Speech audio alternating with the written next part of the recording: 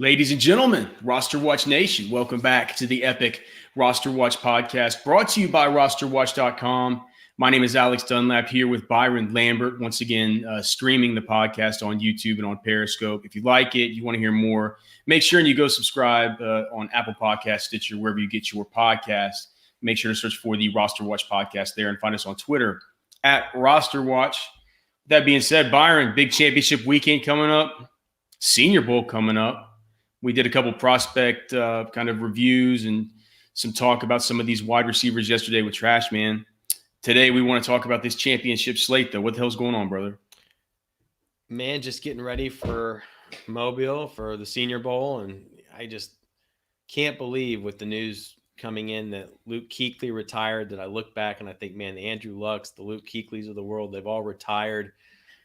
We've scouted a full generation of NFL players, and inside of that, actually a couple cycles of the less notable players that have had kind of the average 3 and 4 year NFL careers. So this will be I believe our 9th Senior Bowl, our 9th NFL Combine this year. So a generation of live scouting for Roster Watch is what stands out to me as we get ready. And I mean, what a fantastic slate of playoffs we've had so far. It's been a great product from the NFL, and excited for this weekend, man. What are you most excited about for Mobile? Food?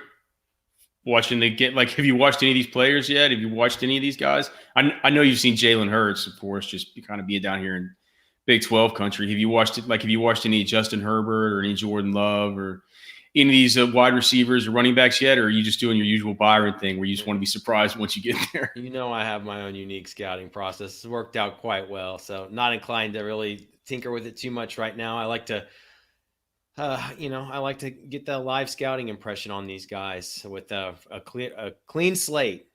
You know, they have a clean slate for me when I see them in Mobile, and it's led to a lot of really good scouting evaluations for us and for Roster Watch Nation.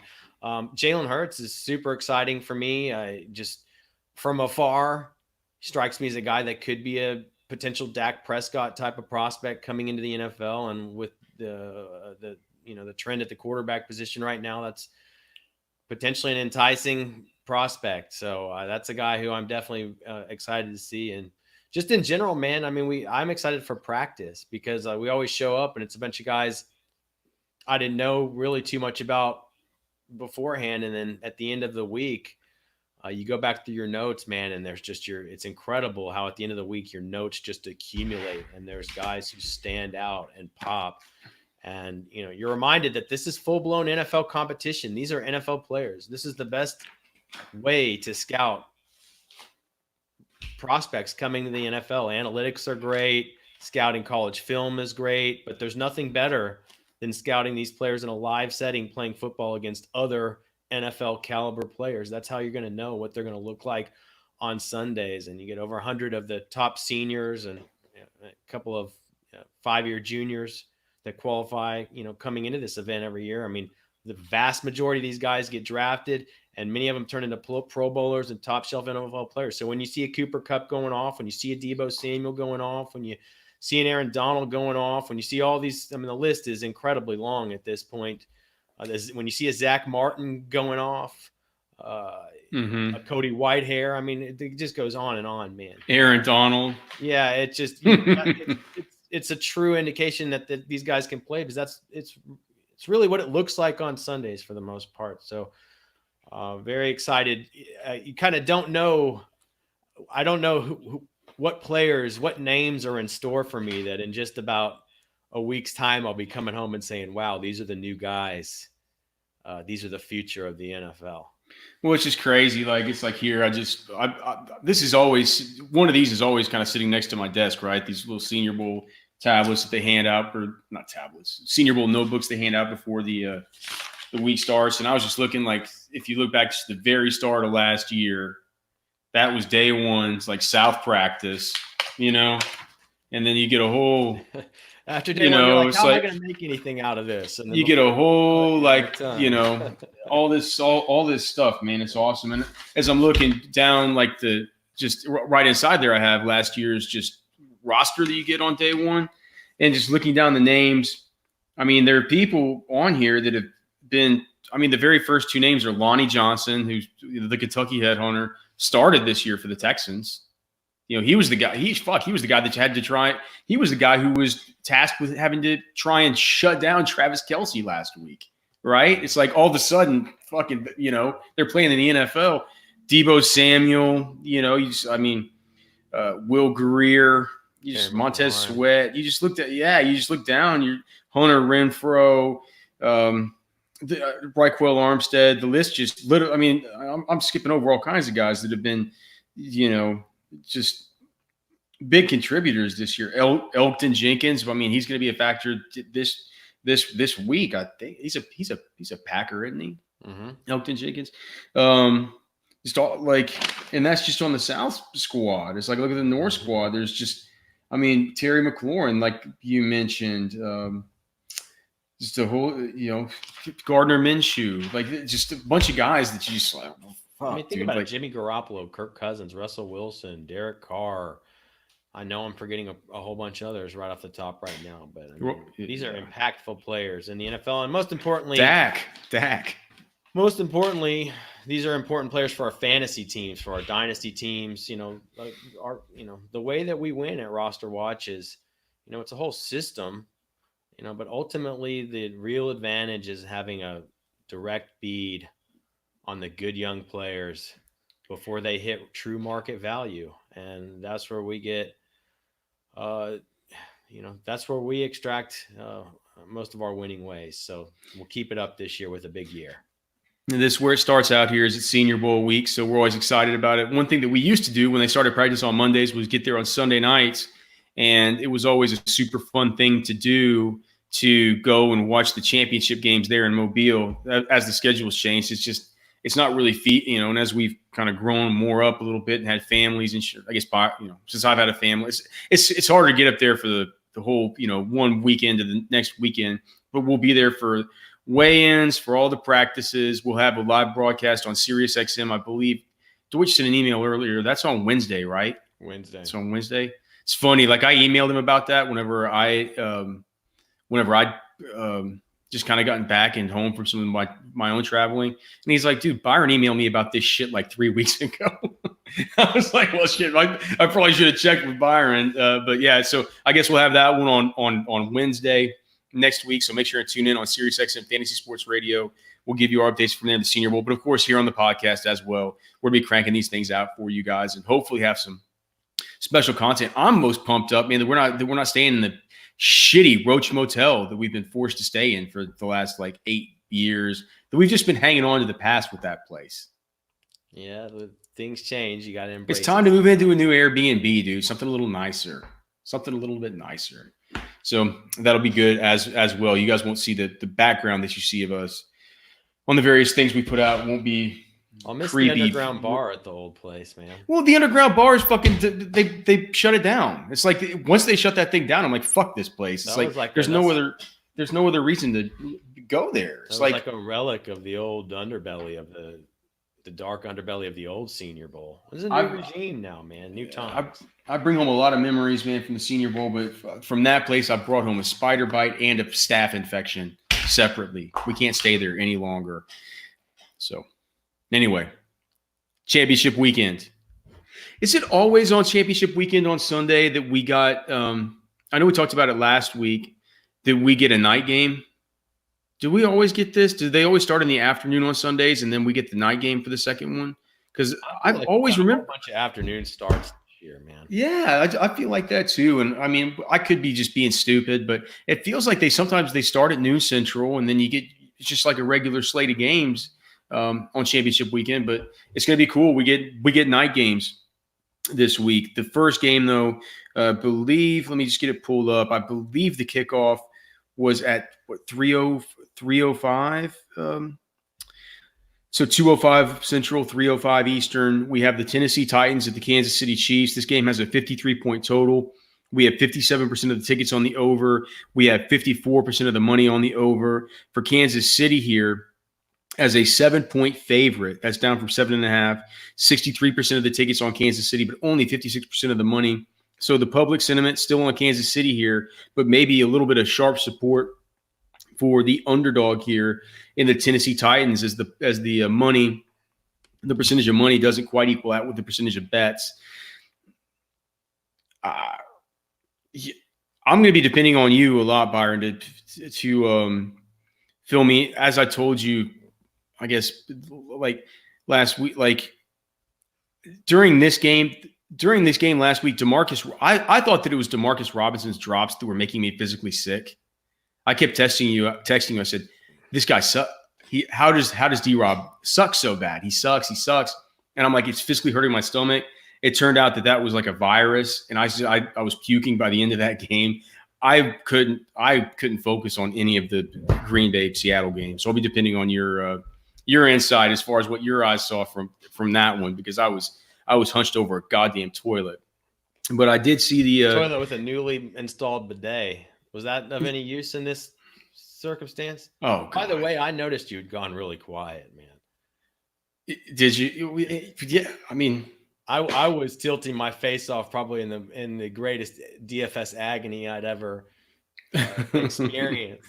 Yeah, I was gonna say, man, maybe we should just listen to you on this pod, because you were like a 1v1 away from a top 10 finish in the Millie Maker last week. Some good lineups together. I don't understand how you had so much conviction on Tevin Coleman, but that was just an awesome play. I didn't have any of them. That from the very beginning, I knew that you were probably gonna be running pretty hot because of that. Like, was it?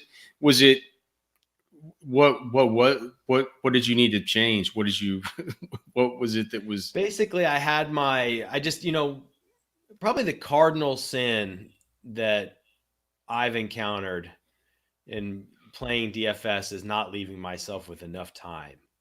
It truly is a logic puzzle.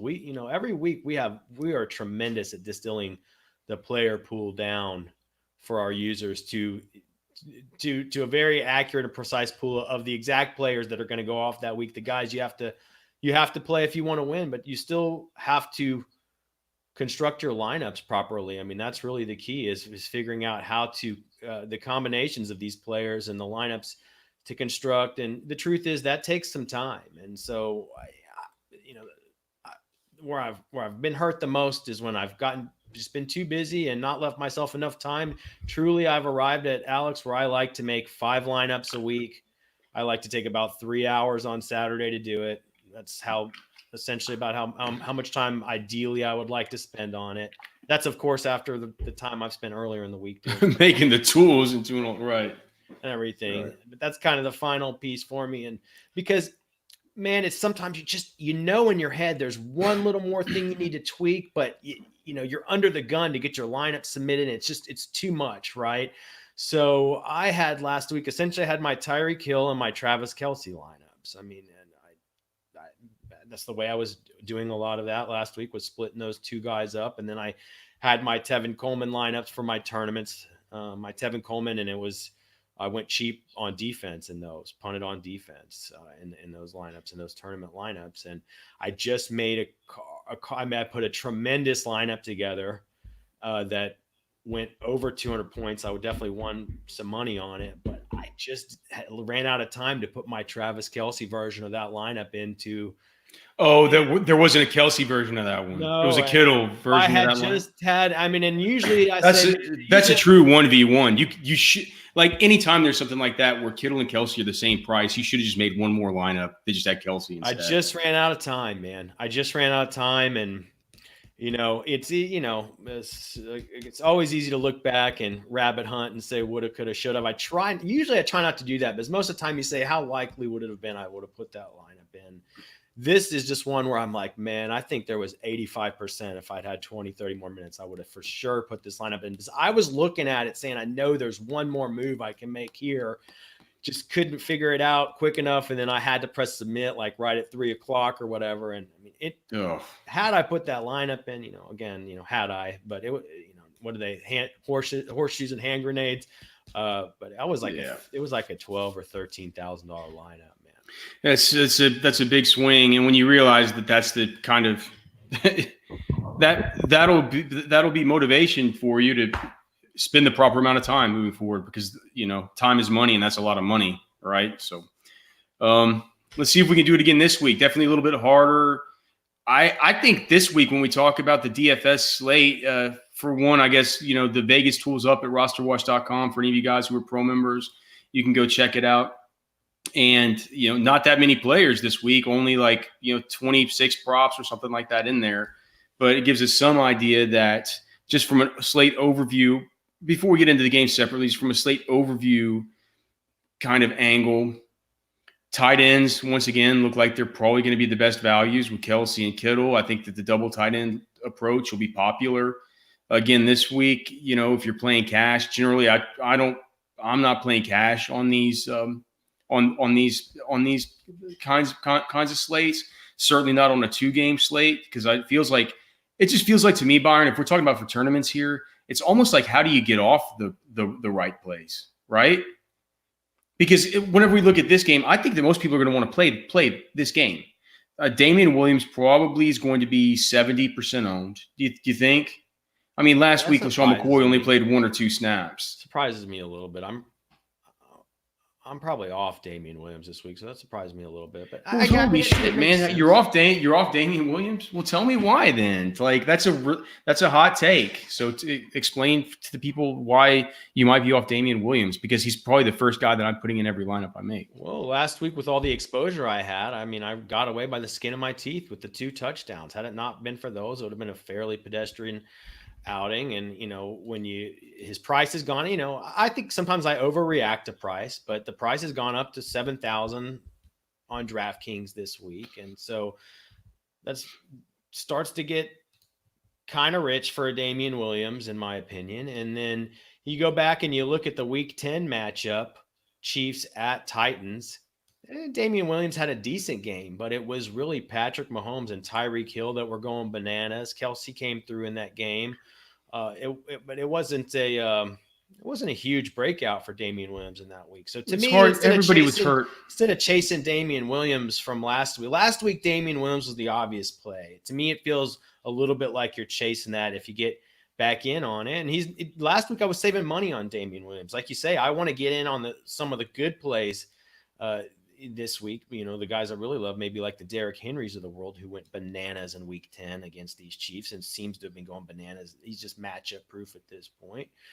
And, that could be difficult if I'm spending 7,000 on Damian Williams. So I foresee myself being pulled off of Damian Williams this week. We'll see what the final portfolio looks like, but that's what I'm anticipating.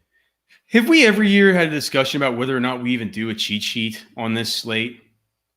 As I'm thinking about putting together the cheat sheet, it's just like, what do you do? I mean, you put in every player. It's like, you can't just give a lineup. You know what I mean? It's probably going to be hard to make the cheat sheet this week. But I'll get started here after we get done with this podcast. It feels like Damian Williams probably would have to be on there, though. I mean, you at least consider him an option, don't you? If you look, organically didn't really do. If we just look at what he did for you organically without the touchdowns last week, you talk about the 2 rushing touchdowns. You forget about the 1 receiving touchdown he had there right on the back of his hip. Do you remember that one? Yeah. So there was 3. The touchdown that saved you last week. His organic scoring was only 47 yards and plus 20, so 68 total yards and 2. His organic scoring was only 8.8 points without the touchdowns. Yeah, it ended up being a little bit of a thin. It was a good play. The touchdowns were baked into the whole equation, but you feel like you got away with one maybe a little bit last week, and the pricing felt right, and now it feels a little chasey to I'm not saying it's a decent play, and it could very well be a good play. But to me, the obvious play, look, it's got to be a small cheat sheet on a small slate. The obvious play is Derrick Henry.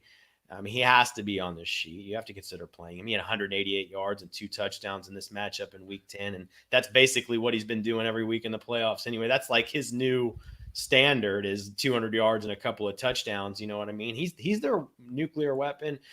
And then, it's a difficult and a tough matchup. Aaron Jones' price, I believe on DraftKings comes down to 6,000 this week. I know it's a tough matchup. But everybody was super stoked about Aaron Jones last week. It was kind of the touchdown that saved folks with him. It wasn't a huge week for him.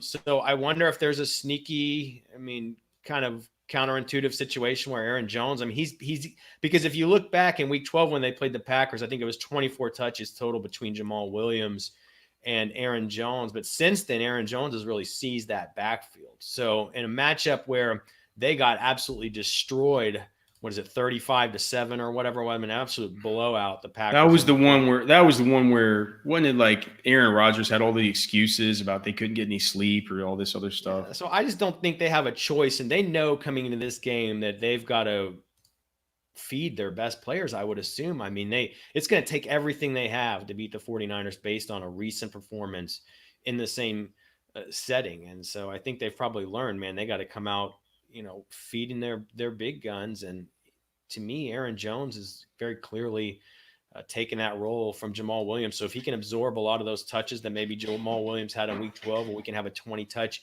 Aaron Jones at, I believe it was 6,000 on DraftKings. Then it's 6,700. 6,700. So it's a little bit cheaper than Damian Williams, I guess. Maybe I'm a little bit more. Maybe I can be a little more inclined to go to an Aaron Jones. How much of it last week was the fact that it was just a good matchup for Aaron Jones, whereas this week is a bad one? Like Jamal Williams had 8 fucking targets last time versus these guys. It seems like he was like, I could see the game script getting to a place where they want to use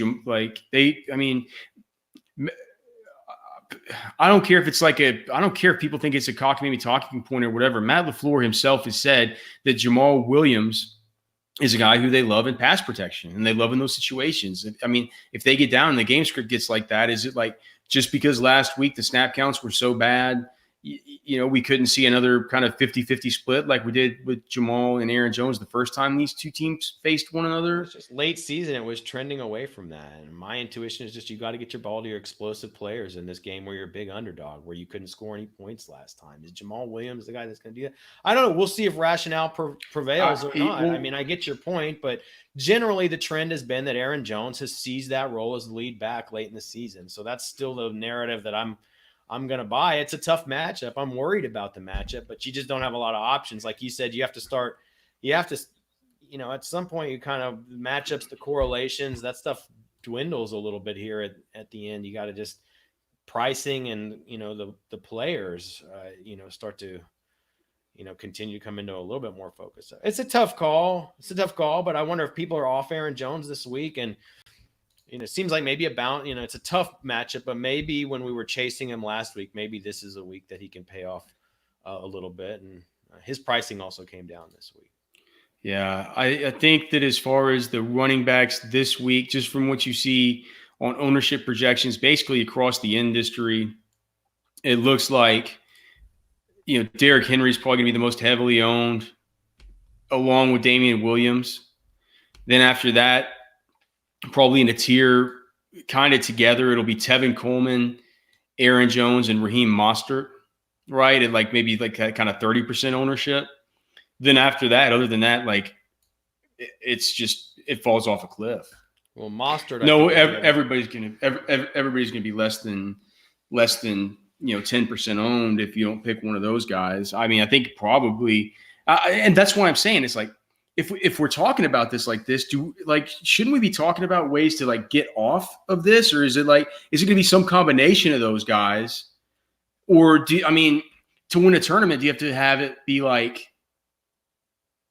is it going to have to be done with the wide receivers or done with a tight end other than Kelsey or Kittle? Because I don't know if Jamal Williams, Matt Breida, LaShawn McCoy, Dion Lewis, Darwin fucking Thompson, or any of these assholes are gonna even if I'm different than everybody else, I'm not sure they're gonna be high enough raw point scorers to be able to do anything for me if my sole motivation in getting to those guys is to differentiate myself from the field on a short slate. Yeah, I would think it's gonna be the wide receivers. Where you picking the right wide receivers that are going to make potentially make the difference this week. The other guy, you mentioned him, Alex, before we get away from it, is I do like Mostert this week. I think this could be a bounce back week for Mostert. His pricing has come way down on DraftKings this week, or significantly down. I believe he's cheaper than Coleman at this point, and he's much cheap. It's 5,700 versus 4,300. Yeah, so I like Mostert in this matchup. Now in week 10, let's see here. In week 10, it wasn't anything thrilling for. No, it was week 12. I'm sorry here. It was week 12. Mostert and Coleman both had about 40 yards and a touchdown. Neither of them had a whole lot of touches that week. That week it was Deebo Samuel and George Kittle who both got in the end zone. Kittle only 6 targets, but he had the 129 yards. Samuel got the touchdown. He was the best receiver that week, but he's really it still wasn't a big week for the 49ers receivers. So it's basically the 49ers playing defense in that game and scoring touchdowns. I think they scored at least four touchdowns when they were on offense. So that's how they made them pay. So my feeling is you go down to Mostert, he's pretty cheap. It's would be just like the Shanahans, for if last week it was Coleman, for this week it to be, Mostert, because they're always hard to keep a beat on. And, maybe this is a game where the Packers can adjust a little bit on offense and keep the pace to where a guy, Coleman came in. First of all, Coleman got the hot hand, but he was like the closer too, right? And Mostert got hurt. He got hurt. He had the calf or something, so they had to hold him out. And by the time he was kind of feeling like he was getting a little bit warmed up, Shanahan was like, well, we got Tevin rolling. He said that the plan going in wasn't necessarily to roll Tevin. That wasn't necessarily the plan. No. That's just kind of how things happened. And I believe him. I believe him. So it really makes kind of figuring this thing out, kind of makes it an exercise in futility. It's like if Shanahan doesn't even know. So Mostert's probably, if out of this matchup, Packers at 49ers, Mostert probably be the running back I own the most out of that particular game. We got this dude in YouTube chat saying Jimmy Graham's going to be hot. Like he's not going to. He's going to be cold and dead, man, like a mummified corpse. I was looking at the snap counts for last week. Byron, was there a Jay Sternberger sighting last week? They got him in there now. I didn't. Like I said, I didn't. Man. Yeah, I didn't see much of the game. We couldn't get too excited about Jay Sternberger and Dynasty, man. Well, why not? I'm still a little bit excited about Sternberger and Dynasty. You should be too. We could talk about that we could talk about that on a non DFS show. But we were talking about Chiefs Titans. So you like Henry, you don't care about having to pay up for him. No, I like Derrick Henry. Yeah, I mean You think he just continues? I was telling Trash, man, I think that this is even though it's technically a good matchup for Henry, man, I think this is where the Titans finally lose. And so if we see them in that sort of, scenario, they just keep him in there. Player. They're gonna keep throwing to. Are they gonna throw to him and stuff? Yeah, they got to get him the ball that's in. He's their best player. I don't see that they really have an option, right? And we've learned that he can. We've always known, but the NFL and everybody else has learned that he can stay involved for all 3 downs, no matter the situations. I don't really see what choice they have. He was able to look. That was a high-scoring game in Week 10. The Titans won it, but that was a high-scoring game, and Henry got plenty of action. So, I get it. I'm playing Derrick Henry. I've played Derrick Henry every week, so it's like it's always felt a little bit weird, but I've always come around to playing Derrick Henry every week of the postseason. We have Scotty Josh in the Periscope chat saying that Sternberger is a 2020 sleeper. So at least I got Scotty Josh on my side. I guess we'll find out, right? You'll find out soon enough. But anyway, all right. So if we're looking to, if we're playing Henry, and if you're interested in like a Mostert or whatever, not as interested in Damian Williams, I'm guessing you're interested in Mahomes and some of his pass catchers here. Yeah, clearly it's like 100% in on Mahomes. Or not, if not 100%, as much as I can, right? We'll talk. But is that best?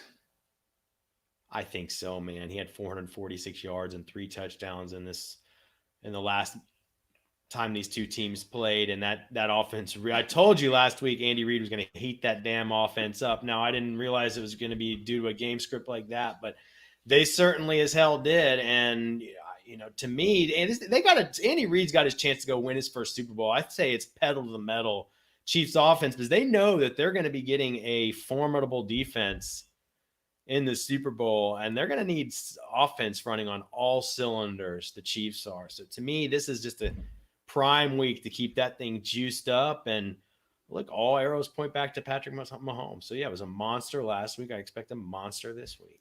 What do you mean they know they're getting because they think they'll get San Francisco? Well, the Packers defense is pretty good, even if they don't, right? But yeah, they've got to think they're going to play San Francisco, and you got to go in firing on all cylinders against this 49ers defense, man. So do you not think anything at all about the fact that maybe 60-70% of people in tournaments are going to be playing Mahomes? And maybe you could, if this is going to be a scoring environment like we think like this, where they do go so big, maybe we could play Ryan Tannehill. Ryan Tannehill was fucking awesome to end the season. And I know the attempts weren't there. The attempts certainly haven't been there the last few weeks.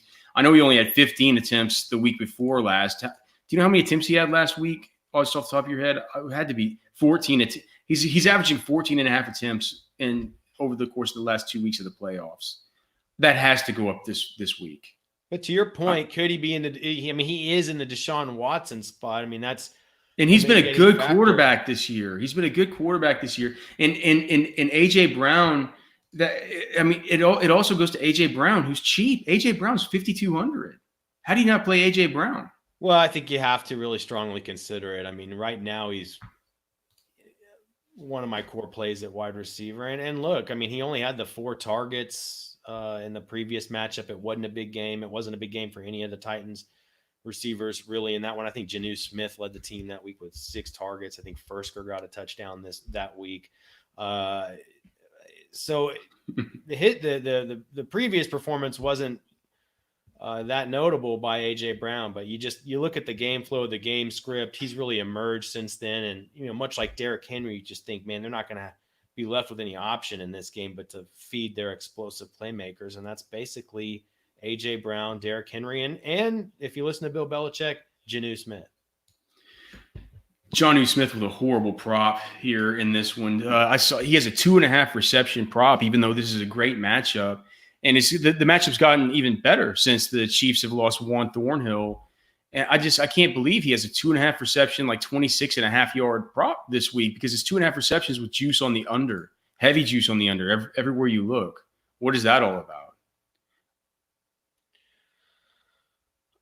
Probably the volume that they're just taking into consideration. The volume is going to stay the same. They're going to keep handing it to Derrick Henry. They're going to try and take the air out of the ball. They don't want Patrick Mahomes on the field. They're going to run the shit out of it. Is that the deal? I think so.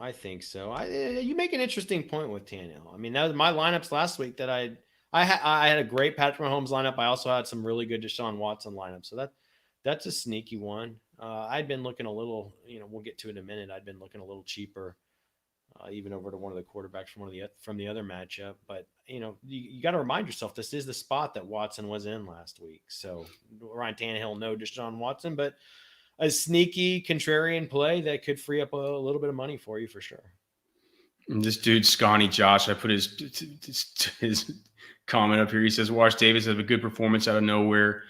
AJ Brown has a tough time in man coverage. He maybe the advanced analytics show that he's had a tough time in man coverage thus far in the NFL, but he certainly didn't back in college.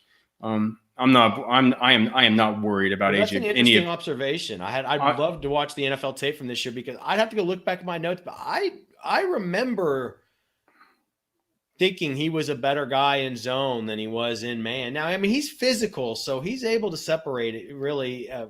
He's fine. He'll be fine.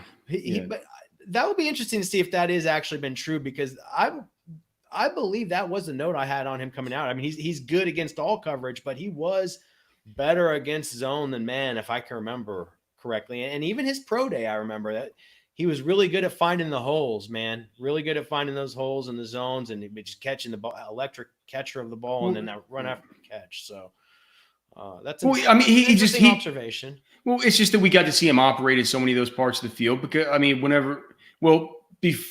before DK got hurt, before DK went out with the neck, AJ Brown was just playing in the slot and just living like underneath those zone shells. That was how he made his living. So I mean, I guess it makes some sense. So let me ask you: we've made money playing Josh Allen and Devin Singletary. We've made money playing Patrick Mahomes and Damian Williams. So are you suggesting that you could potentially have a Ryan Tannehill, Derrick Henry lineup this week, Alex? Yeah. Play it with Tyreek Hill and Kelsey and fill it around with Mostert or something. I mean, I think yeah, for sure. Especially in tournaments, it's like what in tournaments are we all just gonna play Mahomes and when our pay down guy is going to be Sammy Watkins, and then our we're going to play Damian Williams and either Eric Jones or Derrick Henry, and we're going to pay up for 2 tight ends and find some other shitty, play Corey Davis or Tajay Sharp or Adam Humphries. Like that's what everybody's going to do. I think it'll be something a little bit different if you want to do that. If you're going to play any of the Titans guys, Corey Davis, I hate. I'll never play him. Adam Humphries came back to practice on Wednesday. He's logged now 2 consecutive practices. We'll have to check on the Friday report. But Adam Humphries, do you think he'll take completely back over for Tajay Sharp? I think he will. I mean, they paid him like a guy who should be taking completely back over for Tajay Sharp if he is healthy. Yeah, but when you see Raymond doing all this work out there, I just start to just scratch them all off the list, man. It just seems too muddled. Khalif Raymond, shit, I forgot about. He had a big touchdown last week, didn't he? Yeah, I mean, Tajay Sharp has been worthless in DFS the last 2 weeks, and so no Tajay Sharp for you, Jonnu. I mean, it's just you're not. Are you interested? It's just I can't. I'm gonna have trouble getting off Kelsey or Kittle. If I'm playing 2 tight ends, I'm playing those 2, and I'm certainly not playing Jonnu if I only have 1 tight end slot. Right. I mean, for any kind of cheat sheet, it's going to come down to a Kelsey and Kittle, but I'd probably advise to consider making a Jonnu Smith lineup. What about Kansas City? What about the deep guys? DeMarcus Robinson looked so bad last week. There were the 3 drops that even I texted you after each one of those drops that were just egregious, just horrible. McCole Hardman McCole Hardman always flashes, and I realized last week, man, he's a real good stack with the Kansas City defense for the old double dip with the defensive special team touchdown. It feels like something like that's going to pop this offseason or this postseason with McCole Hardman. I thought it would be last week with Andy Reid coming off the bye. He would have schemed something up for him, and he did scheme some things up for him. McCole Hardman was in there on the second snap of the game last week. How do you see these cheap guys? Because McCole Hardman's 3,800. Corey Davis is down here at that same sort of price at 4K. DeMarcus Robinson's way down here at 3,300. Tajay Sharp's 3,100. How do you make nuts and bolts of these idiots? Well, Sammy Watkins had 9 targets in Week 10 matchup, and that was even in the matchup where Tyreek Hill had 19 targets. I think it was 11 receptions and 19 targets for Tyreek Hill in Week 10. But Watkins still had a nice, very respectable 9 targets. Hardman in that game had, I think it was 1 target, 63 yards, and a touchdown. So both of those guys are in play, and pretty clearly Watkins is the more solid play, but Hardman is a fine play, and he's a fine play, and he could certainly be one of the differentiators in lineups this week. So, and then you look back, Travis Kelce had a good game in Week 10. Like you said, it's a good matchup again. It kind of feels like it could be Tyreek Hill week this week, but it's far from definitive, and Travis Kelce, if not a great play, is almost certainly a very, very, good play this week. So I think you're going to have your Tyreek Hill lineups. You're going to have your Travis Kelce lineups, and then you'll probably let your budget dictate what you're doing with Sammy Watkins and McCole Hardman.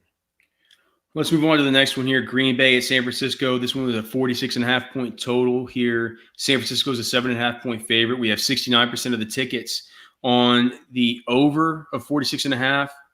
Actually just changed to 70% of the tickets on the over in this one and 66% of the money. So public sentiment is on the over, sharp sentiments on the over, but just not quite as much.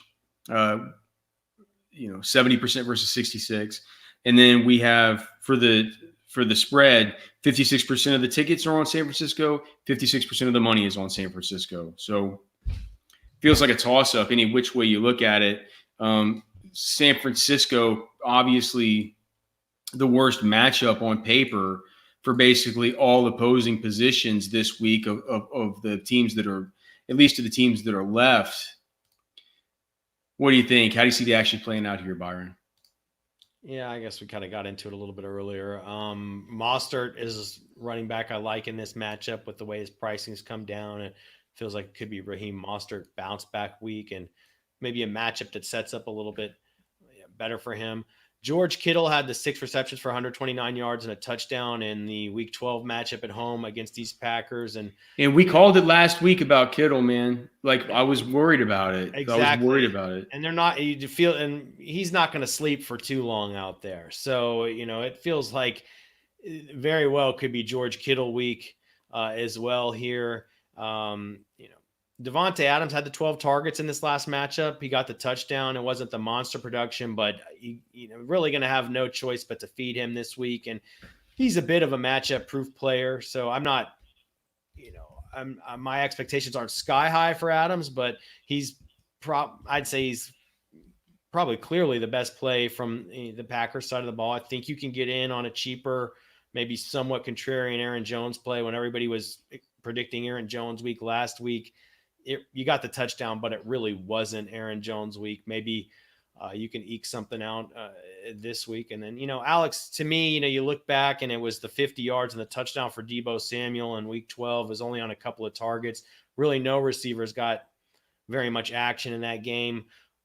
However, even since then, Deebo Samuel has very clearly emerged as the number one wide receiver for the San Francisco 49ers. So he's their number one. There's no more guessing game about like if pricing is close, which 49ers receiver I'm getting on. The bottom line is that Deebo is the guy to play every week, and you'll let the chips fall how they may. So I'm going to get in on some Deebo Samuel this week. I'm going to get in on a little George Kittle. Raheem Mostert's the pass catching back. And those arrows point back to Jimmy Garoppolo, who didn't have a real big game because he didn't necessarily need to fantasy-wise in this last matchup, but there were 4 touchdowns scored in that game. And $5,200, I believe it is, on DraftKings this week. That's significant. That's significant. And there's part of you that says, well, maybe I need to play the underdog in this game. The Hall of Fame underdog quarterback he's going to be playing from behind, Aaron Rodgers. Going to be by far the least owned. But there's a reason for it, right? I mean, it was bad outing last time. Garoppolo is, cheaper. Tannehill is cheaper. And, not a huge game total in this one. So, and Aaron, that, we all know Aaron Rodgers, that offense is not the same high flying thing. He can bust out, of course, in any given week, but 49ers pass defense looked pretty formidable last week. And, I think in this one, you just got to hope maybe the 49ers, even if they get up because it's playoff football, they really still keep the pedal to the metal a little bit in this one. What if you were to play, what if you went Tevin Coleman, Raheem Mostert, and played Aaron Rodgers, Davante Adams? How much would that? I mean, that leaves you $5,200 per player for your remaining lineup. So if you played a game script like take both those running backs and then just Aaron Rodgers in catch-up mode to Davante Adams, that's kind of weird. Kendrick Bourne, any interest there? I mean, he scored again last week. I mean, it's just too hard to predict. Five targets. That's pretty good. 5 targets. I mean, Bourne is a guy that could be a differentiator that if you end up with a hole in your flex and the pricing's right, that you could slide him in and not feel, you're not going to build a lineup around him, but if he happens to be the final piece that slides into a lineup that you that you like, pricing works, I think it's fine. What priority, if any, are you putting on Devontae Adams here? How does he stack up for you versus Tyreek Hill? If you're paying up at a wide, do you find yourself paying up at one of those wide receivers? I don't know what all my final ownership percentages are going to be. I mean, right now, probably the sweet spot for me would be looking at the AJ Browns and the Deebo Samuels of the world is where most of my attention is going to be. At the high side of things, yeah, it's Adams and it's Tyreek Hill. Those are the two guys that are in focus. Probably lean towards Tyreek Hill. I do believe that Adams is going to get the targets in this one. He's gonna get 12 targets. Yeah, he's gonna get the targets. Allen Lazard's been hurt in practice all week. I mean, it feels like it's going to be a Devontae day. I like that. I like that. Our guy Rick Brucelis. Good. I saved asking if one and dones, and I felt like a moron for it. asking if we have thoughts on AJ Brown. Yeah, Rick, if you can go back and listen. We talked about AJ Brown when we were talking about the Kansas City Tennessee game. I like him. At the price, I think he's. I mean, I was. Until our boy Scotty Josh came along and cast this shadow of doubt in my head. I'm going to have to go look at Sports Info Solutions and see if this is true about A.J. Brown struggling versus man this year. But as I thought A.J. Brown, I feel like, I don't know. If you're not paying up for one of the wide receivers, him and Deebo are clearly the two that I'm most interested in. Byron, what are you gonna do this week just to be different? I mean, if it's not going to be at the tight end, if it's not going to be Mahomes, what is it? Maybe I'll do what I did last week and just punt on defense. What do you just play the Titans? Yeah. Because the Texans last week. I don't think the Packers are necessarily a horrible play. I mean, it's hard you can't put anybody but the Chiefs and the 49ers on the cheat sheet. And the 49ers defense has a real sweet spot in the pricing that feels pretty good to get. Right. You don't have a lot of moves left you can make at this point. And so I think punting on defense is one of the plausible methods to do so. If you're not going to be playing Patrick Mahomes at quarterback this week, who do you play? Jimmy Garoppolo. All right. That'll be it. That'll be the pod. Thanks to everybody for listening here on YouTube, on Periscope. Thank you for tuning in. If you want to get more of the podcast, especially next week, coming into the Senior Bowl, we'll have some great content for you and throughout the NFL draft season as a whole. So make sure and subscribe to the podcast, the Roster Watch podcast on Apple Podcast, Stitcher, or wherever it is you listen. So until next time, thanks again, fellas. We'll see you. So long.